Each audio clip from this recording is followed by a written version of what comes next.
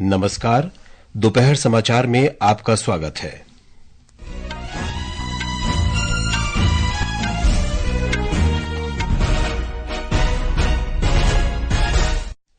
राष्ट्रपति द्रौपदी मुर्मू 3 देशों Algeria, Mauritania और मलावी की यात्रा पर रवाना हुई। राष्ट्रपति वहां द्विपक्षीय बैठकें करेंगी और भारतीय समुदाय से बातचीत करेंगी। प्रधानमंत्री नरेंद्र मोदी ने पीएम गतिशक्ति राष्ट्रीय मास्टर प्लान के 3 वर्ष पूरे होने की सराहना की। कहा, योजना से भारत के आधारभूत ढांचे में बदलाव और संपर्क में वृद्धि हो रही, जिससे विकसित भारत की परिकल्पना साकार हो रही है। पोलैंड ने अवैध प्रवासन से निपटने के लिए देश में शरण के लिए आवेदन करने के अधिकार को अस्थायी रूप से निलंबित करने की योजना की घोषणा की।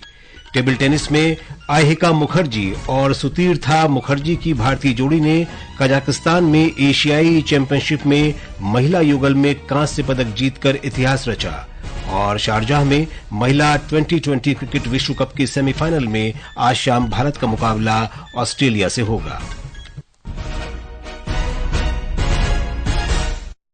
दोपहर समाचार के साथ मैं विशाल शर्मा। राष्ट्रपति द्रौपदी मुर्मू आज सुबह अल्जीरिया, मॉरिटानिया और मलावी की यात्रा पर रवाना हो गईं। भारत के किसी भी राष्ट्रपति की इन 3 अफ्रीकी देशों की ये पहली यात्रा है। 1 वर्ष पहले भारत की अध्यक्षता में अफ्रीकी संघ को G20 का स्थायी सदस्य बनाया गया था। अपनी यात्रा के दौरान राष्ट्रपति द्रौपदी मुर्मू द्विपक्षीय बैठकें करेंगी और भारतीय समुदाय से बातचीत करेंगी। एक रिपोर्ट। राष्ट्रपति द्रौपदी मुर्मू अपनी 3 देशों की यात्रा अल्जीरिया, मॉरिटानिया और मलावी के लिए रवाना हो गई हैं। यात्रा के पहले चरण में राष्ट्रपति आज देर शाम भारतीय समय अनुसार लगभग 9 बजे अल्जीरिया की राजधानी अल्जीरियस पहुंचेंगी। अल्जीरिया में 3 दिवसीय यात्रा के दौरान राष्ट्रपति people's democratic republic of Algeria के राष्ट्रपति अब्देल मजीद तैबून और अन्य प्रमुख नेताओं के साथ द्विपक्षीय बैठक करेंगी। इसके बाद राष्ट्रपति अल्जीरिया के महत्वपूर्ण सांस्कृतिक और ऐतिहासिक स्थलों जैसे मकाम इचाहिद और शहीद स्मारक का भी दौरा करेंगी। साथ ही राष्ट्रपति का भारत अल्जीरिया आर्थिक मंच को संबोधित करने का भी कार्यक्रम है। यात्रा के दूसरे चरण में राष्ट्रपति 16 अक्टूबर को मॉरिटानिया जाएंगी और अंतिम चरण में राष्ट्रपति द्रौपदी मुर्मू 17 से 19 अक्टूबर तक मलावी का दौरा करेंगी। मयूषा की रिपोर्ट के साथ समाचार कक्ष से करिश्मा राय। प्रधानमंत्री नरेंद्र मोदी ने प्रधानमंत्री गतिशक्ति राष्ट्रीय मास्टर प्लान के 3 वर्ष पूरे होने की सराहना करते हुए कहा है कि इस योजना से भारत के आधारभूत ढांचे में बदलाव और संपर्क में वृद्धि हो रही है, जिससे विकसित भारत की परिकल्पना साकार रूप ले रही है। एक सोशल मीडिया पोस्ट में श्री मोदी ने कहा कि गतिशक्ति ने मल्टी मॉडल कनेक्टिविटी में महत्वपूर्ण वृद्धि की है और विभिन्न क्षेत्रों के तीव्र तथा कारगर विकास को सुनिश्चित किया है। उन्होंने कहा कि विभिन्न हितधारकों के एकीकरण से संभार तंत्र मजबूत हुआ है, विलंब में कमी आई है और बहुत से लोगों के लिए नए अवसरों का सृजन हुआ है। ब्यौरा हमारे संवाददाता से। प्रधानमंत्री गतिशक्ति राष्ट्रीय मास्टर प्लान की शुरुआत आज ही के दिन 2021 में हुई थी, जिसका उद्देश्य देश के बुनियादी ढांचों में परिवर्तन करना है, जिससे लोगों की आवाजाही और वस्तुओं तथा सेवाओं के लिए निर्बाध और कुशल कनेक्टिविटी प्रदान की जा सके। इस योजना में 44 केंद्रीय मंत्रालयों और 36 राज्यों तथा केंद्र शासित प्रदेशों की बुनियादी ढांचा परियोजनाओं और इनके कार्यान्वयन को शामिल किया गया है। इस पहल से विभिन्न मंत्रालयों की 15 लाख करोड़ रुपए से अधिक की 208 बड़ी बुनियादी ढांचा परियोजनाओं का आकलन कर एक बड़ी उपलब्धि हासिल हुई है। इस योजना के अंतर्गत राष्ट्रीय लॉजिस्टिक्स नीति का उद्देश्य माल ढुलाई की लागत को कम करना, भारत की लॉजिस्टिक्स परफॉर्मेंस इंडेक्स रैंकिंग को 2030 तक शीर्ष 25 देशों में लाना और डेटा आधारित निर्णय लेने को बढ़ावा देना है। पल्लवी परमार की रिपोर्ट के साथ अभिषेक कपिल, आकाशवाणी समाचार, दिल्ली। लोकसभा अध्यक्ष ओम बिरला आज से स्विट्जरलैंड के जेनेवा में शुरू हो रही अंतर संसदीय संघ की 149वीं बैठक में संसदीय शिष्टमंडल का नेतृत्व कर रहे हैं। ये बैठक इस महीने की 17 तारीख तक चलेगी। सोशल मीडिया पोस्ट में श्री बिरला ने बताया कि अपनी यात्रा के दौरान वे अधिक शांतिपूर्ण और सतत भविष्य के लिए विज्ञान, प्रौद्योगिकी और नवाचार का उपयोग विषय पर सभा को संबोधित करेंगे। श्री बिरला ने बताया कि वे अंतर संसदीय संघ की निर्णय लेने वाली शासी परिषद की बैठकों में भाग लेंगे। इसके अतिरिक्त वे अन्य देशों की संसदों के अध्यक्षों से भी भेंट करेंगे। अपनी यात्रा के दौरान श्री बिरला जेनेवा में भारतीय समुदाय से मुलाकात करेंगे। शिष्टमंडल में राज्यसभा के उपसभापति हरिवंश सिंह, दोनों सदनों के महासचिव और कई अन्य सांसद शामिल हैं। गृह मंत्रालय ने सभी केंद्रीय विभागों और राज्यों तथा केंद्र शासित प्रदेशों के प्रशासनों से इस महीने की 24 तारीख को संयुक्त राष्ट्र दिवस के अवसर पर सभी महत्वपूर्ण भवनों के ऊपर राष्ट्रीय ध्वज के साथ संयुक्त राष्ट्र का ध्वज लगाने का आग्रह किया है। मंत्रालय द्वारा जारी निर्देश में कहा गया है कि राष्ट्रपति भवन, उपराष्ट्रपति आवास, संसद भवन, सर्वोच्च न्यायालय भवन, राजभवनों, राजनिवासों, विधान परिषद भवनों, विधानसभाओं और उच्च न्यायालयों पर संयुक्त राष्ट्र का ध्वज नहीं लगाया जाएगा। ये समाचार हमारी वेबसाइट www.newsonair.gov.in और हमारे न्यूज ऑन एआईआर ऐप पर भी उपलब्ध है। दोपहर समाचार में आपका फिर स्वागत है। पोलैंड के प्रधानमंत्री डोनाल्ड टस्क ने देश में अवैध अप्रवासन को रोकने के लिए कुछ शरण अधिकारों को अस्थायी रूप से निलंबित करने की घोषणा की है। वार्सो में कल सिविक प्लेटफॉर्म पार्टी के एक सम्मेलन में प्रधानमंत्री टस्क ने यूरोपीय देशों से इस निर्णय को स्वीकारने की आवश्यकता पर बल दिया। उन्होंने कहा कि दुश्मन देश और मानव तस्कर शरण के अधिकार का दुरुपयोग कर रहे हैं। प्रधानमंत्री टस्क ने कहा कि सरकार का देश में आने वाले लोगों पर नियंत्रण होना चाहिए। उन्होंने आश्वासन दिया कि सरकार अवैध अप्रवासन पर लगाम लगाएगी। इस्राएल के रक्षा बलों ने कल बताया कि देश में लगभग 90 रॉकेट और मिसाइलें दागी गईं और उनमें से अधिकांश लेबनान से छोड़ी गईं।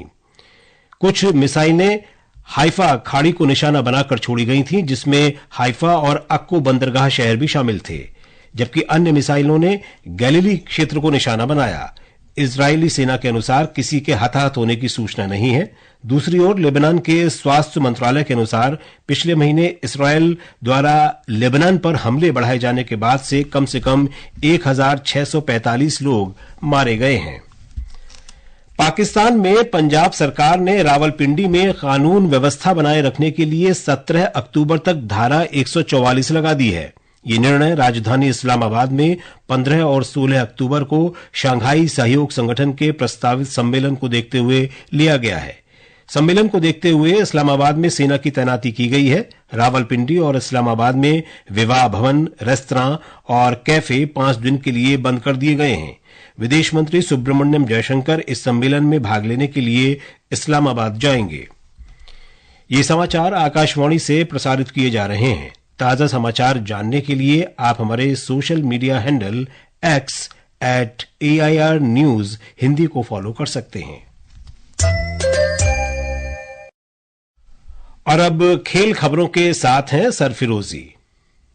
टेबल टेनिस में भारत की शीर्ष महिला जोड़ी अहिका मुखर्जी और सुतीर्था मुखर्जी ने कजाकिस्तान के अस्ताना में एशियाई टेबल टेनिस चैंपियनशिप 2024 में देश के लिए पहला पदक जीतकर इतिहास रच दिया है। भारतीय जोड़ी ने इस चैंपियनशिप में कांस्य पदक जीता। उधर क्रिकेट में शारजा में महिला T20 विश्व कप के ग्रुप ए में आज भारत का मुकाबला ऑस्ट्रेलिया से होगा। मैच भारतीय समय के अनुसार शाम 7:30 बजे से होगा। वहीं ग्रुप बी में इंग्लैंड और स्कॉटलैंड के बीच मुकाबला होगा। ये मैच दोपहर 3:30 बजे से खेला जाएगा। भारत न्यूजीलैंड से एक मैच हार चुका है, इसलिए सेमीफाइनल की दावेदारी के लिहाज से आज का मुकाबला भारत के लिए महत्वपूर्ण है। ग्रुप ए में सेमीफाइनल में दूसरे स्थान के लिए न्यूजीलैंड और भारत दौड़ में हैं। दोनों टीमों के पास 4-4 अंक हैं, लेकिन नेट रन रेट के आधार पर न्यूजीलैंड भारत से पीछे है। ग्रुप बी में दक्षिण अफ्रीका 6 अंक के साथ तालिका में पहले और वेस्टइंडीज 4 अंक के साथ दूसरे स्थान पर है।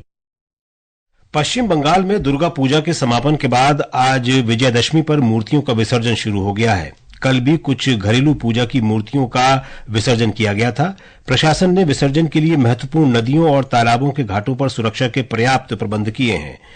बाजे कदमतला घाट, दोई घाट, अहिरी टोला घाट, बाग बाजार घाट और रतन बाबू घाट समेत गंगा के घाटों को मूर्ति विसर्जन के लिए सजाया गया है।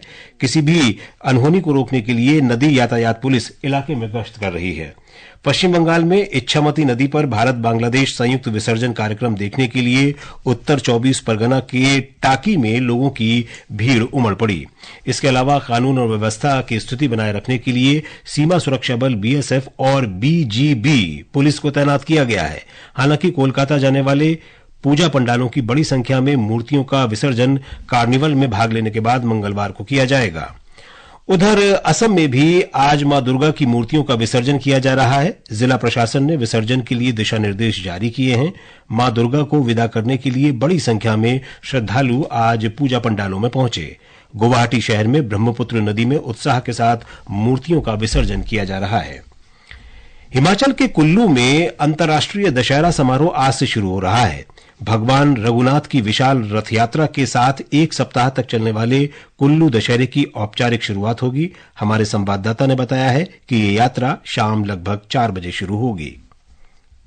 यात्रा के दौरान कुल्लू के देवता भगवान रघुनाथ की मूर्ति को सुल्तानपुर में उनके मंदिर से ढालपुर मैदान लाया जाएगा। यहाँ से मूर्ति को रथ में रखकर उनके अस्थायी शिविर तक ले जाया जाएगा। यहाँ वे अगले 7 दिन तक विराजमान रहेंगे। देवी हिडिंबा सहित दूर दराज के क्षेत्रों से लगभग 300 देवी देवताओं की मूर्तियों को मेले के लिए कुल्लू लाया जा चुका है। उद्घाटन समारोह के मुख्य अतिथि राज्यपाल शिव प्रताप शुक्ला ढालपुर मैदान में रथ यात्रा में भाग लेंगे और दीप जलाकर लालचंद प्रार्थी कला केंद्र में सांस्कृतिक संध्या का उद्घाटन भी करेंगे। इसके अतिरिक्त वे प्रदर्शनी मैदान पर विभिन्न विभागों द्वारा आयोजित प्रदर्शनियां भी देखेंगे। इस अवसर पर उप मुख्यमंत्री मुकेश अग्निहोत्री भी उपस्थित रहेंगे। कुल्लू दशहरा समारोह के दौरान 25 देशों के सांस्कृतिक समूह प्रस्तुतियां देंगे और विभिन्न खेल प्रतियोगिताओं का भी आयोजन किया जाएगा। 19 अक्टूबर को अंतर्राष्ट्रीय दशहरा समारोह के अंतिम दिन कुल्लू कार्निवल आयोजित किया जाएगा। मुख्यमंत्री सुखविंदर सिंह सुक्खू समापन समारोह के मुख्य अतिथि होंगे। शिमला से रितेश कपूर की रिपोर्ट के साथ समाचार कक्ष से अमन यादव।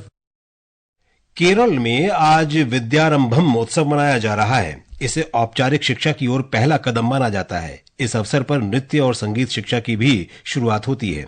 इस अवसर पर कई स्थानों पर शिक्षकों, लेखकों, विद्वानों और परिवार के वरिष्ठ सदस्यों ने शुरुआत की। विद्यारंभम के लिए कहीं सोने के छल्ले को शहद में डुबोकर बच्चों की जीभ पर लिखा गया तो कहीं बच्चों से थाल पर लिखवाया गया। विद्यारंभम का आयोजन घरों के अतिरिक्त तिरूर में तंचन प्राम्बू और कई मंदिरों में भी हुआ। इनमें पाड़ चिकड्डू, चोट निक्करा, परवरू और अत्तकल शामिल हैं। हाल के वर्षों में केरल में कई धर्मों के लोगों ने विद्यारंभम को अपनाना शुरू किया है। असम में आज सुबह 4.2 तीव्रता के भूकंप के झटके महसूस किए गए। इसका केंद्र मुख्य रूप से असम के मध्य क्षेत्रों में था। हालांकि अब तक भूकंप में किसी के हताहत होने और संपत्ति के नुकसान की कोई खबर नहीं है। आधिकारिक आंकड़ों के अनुसार ब्रह्मपुत्र नदी के उत्तरी तट पर स्थित उदलगुड़ी जिले में आज सुबह 7:47 पर भूकंप के झटके महसूस किए गए। वहीं केंद्र शासित प्रदेश जम्मू कश्मीर के डोडा जिले में भी आज सुबह 4.3 तीव्रता का भूकंप आया। इसका केंद्र गुंडोह था। सुबह 6:14 पर इसके झटके महसूस किए गए। आज अंतर्राष्ट्रीय आपदा जोखिम शमन दिवस है। ये दिवस आपदा शमन में शिक्षा के महत्व को उजागर करने के लिए मनाया जाता है। इस अवसर पर संयुक्त राष्ट्र महासचिव एंटोनियो गुतरेश ने जलवायु परिवर्तन से होने वाली आपदाओं से बच्चों को बचाने के लिए अंतर्राष्ट्रीय पहल की अपील की है। उन्होंने कहा है कि समाज और अर्थव्यवस्था के अतिरिक्त विशेषकर बच्चों पर आपदा का विनाशकारी प्रभाव पड़ता है, क्योंकि इससे उनकी शिक्षा, स्वास्थ्य और सुरक्षा प्रभावित होती है। श्री गुतेरश ने ऐसे स्कूल बनाने की अपील की जो आपदाओं से सुरक्षित रह सकें। इस वर्ष के अंतर्राष्ट्रीय आपदा जोखिम शमन दिवस का विषय है सशक्त भारत के लिए अगली पीढ़ी का सशक्तिकरण। गुजरात के कुछ हिस्सों में आज भी तेज वर्षा का अनुमान है। मौसम विभाग ने कहा है कि अगले 5 दिन तक कर्नाटक के भीतरी इलाकों, केरल, माहे और तमिलनाडु में भी तेज वर्षा का अनुमान है। और अब अंत में मुख्य समाचार एक बार फिर। राष्ट्रपति द्रौपदी मुर्मू 3 देशों अल्जीरिया, मॉरिटानिया और मलावी की यात्रा पर रवाना हुई। राष्ट्रपति द्विपक्षीय बैठकें करेंगी और भारतीय समुदाय से बातचीत करेंगी। प्रधानमंत्री नरेंद्र मोदी ने पीएम गतिशक्ति राष्ट्रीय मास्टर प्लान के 3 वर्ष पूरे होने की सराहना की। कहा, योजना से भारत के आधारभूत ढांचे में बदलाव और संपर्क में वृद्धि हो रही है, जिससे विकसित भारत की परिकल्पना साकार रूप ले रही है। पोलैंड ने अवैध प्रवासन से निपटने के लिए देश में शरण के लिए आवेदन करने के अधिकार को अस्थायी रूप से निलंबित करने की योजना की घोषणा की। इसके साथ ही दोपहर समाचार का ये अंक समाप्त हुआ। नमस्कार।